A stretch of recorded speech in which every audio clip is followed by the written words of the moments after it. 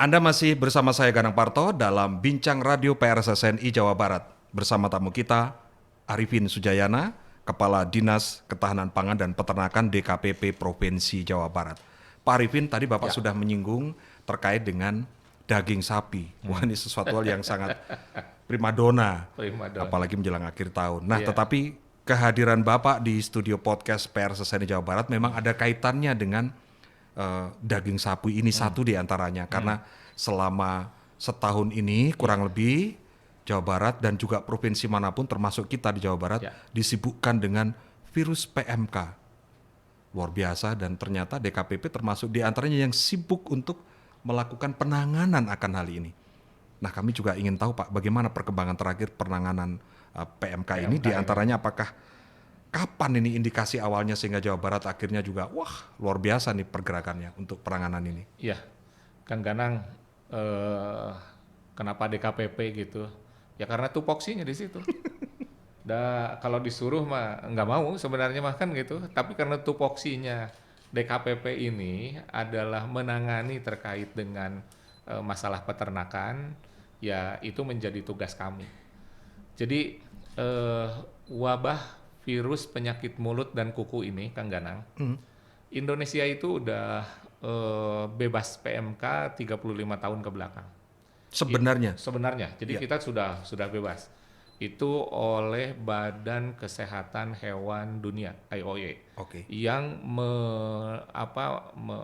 memberikan legalitas bahwa Indonesia itu bebas PMK.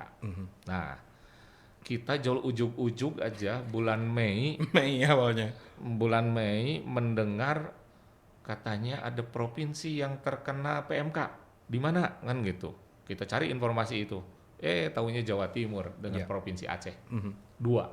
Nah, kemudian sebagai dinas yang membidangi itu dan tupoksinya di situ, kita langsung melakukan antisipasi, Kang Ganang. Antisipasinya seperti apa? Wah, ini harus belajar nih seperti bagaimana COVID. Karena setelah kita telusuri, oh iya PMK ini hampir sama dengan COVID. Bedanya hanya di manusia dengan di ternak kan gitu. Jadi konsolidasi kami adalah di internal dulu, Kang Genang. Jadi saya lakukan konsolidasi di awal minggu pertama bulan Mei itu langsung saya konsolidasikan semua teman-teman di DKPP karena kita punya ada 15 unit eselon 3 dan 5 di di mana di Bandung, Ya. 10-nya itu di luar. Ada yang di Ciamis, ada yang di Cianjur, ada yang di Garut. Jadi kita konsolidasikan supaya mereka juga melakukan pantauan ke lapangan. Nah, akhirnya ketemulah waktu itu hasil konsolidasi kami ada satu kabupaten yang terkena kan gitu. Awal mulanya. Awal mula Mana itu, Pak? informasi dulu itu teh. Informasi, Pak, ada gejala PMK, ada sapi yang kena gejala seperti kena PMK gitu. Masih di gejala Di katanya ya. gejala. Jadi karena gejala klinis itu ya samalah seperti manusia, panas, lemes kan yang seperti itu tidak mau makan. Ditemukanlah di Garut. Nah, di Garut kemudian setelah ditemukan dilihat akhirnya kita turun bersama-sama dengan laboratorium veteriner. Ya.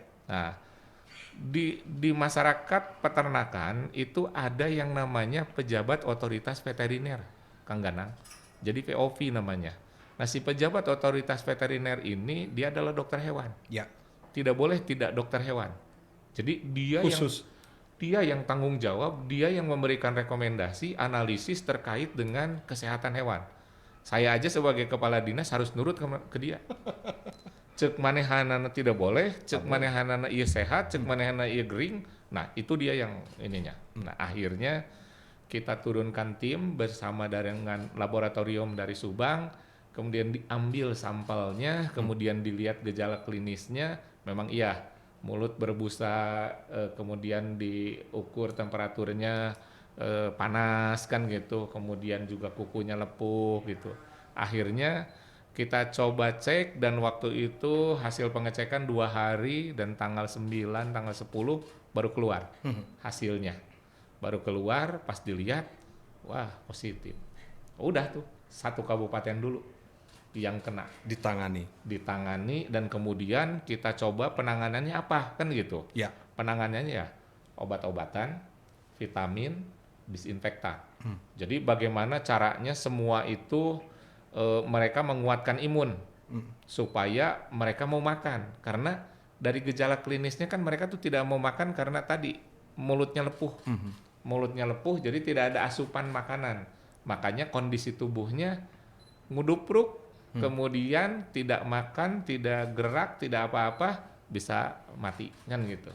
Nah, jadi setelah itu kita dengar lagi tuh Tambah ada lagi. informasi katanya dari Kabupaten Tasik, kemudian dari Kota Banjar, kemudian dari Kabupaten Ciamis, wah macam-macam kan gitu. Akhirnya 50 hari berikutnya dari tanggal 10 itu 27 kabupaten kota tertular. Jumlah kecamatan hampir 300-an. Jumlah desanya waktu itu hampir sekitar 900-an.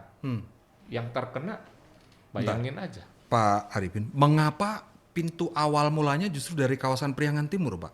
Nah, kan pada saat COVID pun juga kita melakukan tracing kan gitu ya. Ya. Nah, saya pun juga mencoba akhirnya ke teman-teman coba cek ke para petugas kesehatan hewan, eta sapi di mana asalna kan gitu. Abusna di mana? Nya damun ditaros mah hese kan gitu. Yang nanya ya akhirnya ke mana? Ke petugas kesehatannya kan gitu. Petugas kesehatan nanyain ke peternaknya. Cenah Kang, ari eta di mana? Oh, cenah saurna orang Garut ya. Saya teh kemarin baru beli sapi ini teh di mana? Di Pasar Hewan Manonjaya, di Tasik. Oh, jadi di Tasiknya. Kemudian kita susul tuh ke Tasik ke pasar teh. Ari eta nu dijual ka mari ka Garut di mana? Oh, di Jawa Tengah. Di Pasar Hewan Bumi Ayu jeung Aji Barang. Brebes, Aji Barang ya. Nah, jadi kan ketahuan. Oh, di mana eta teh? Urut lagi di Jawa Timur. Dari Aji Barang teh, dari Brebes ada yang dari Jawa Timur.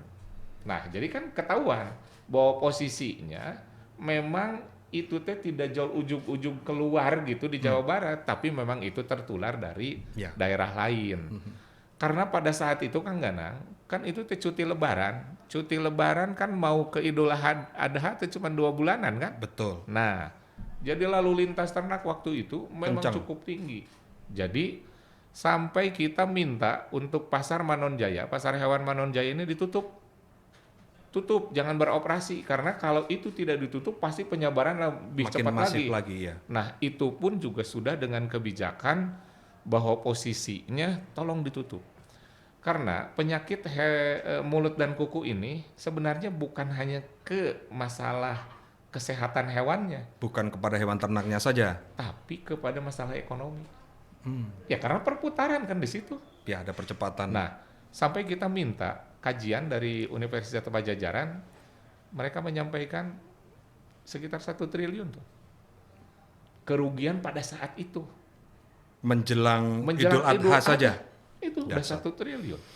Makanya ini yang paling tinggi itu adalah di di ekonomi. Selain tadi si itunya mati, kemudian potong bersyarat, yang macam-macam ya kan gitu.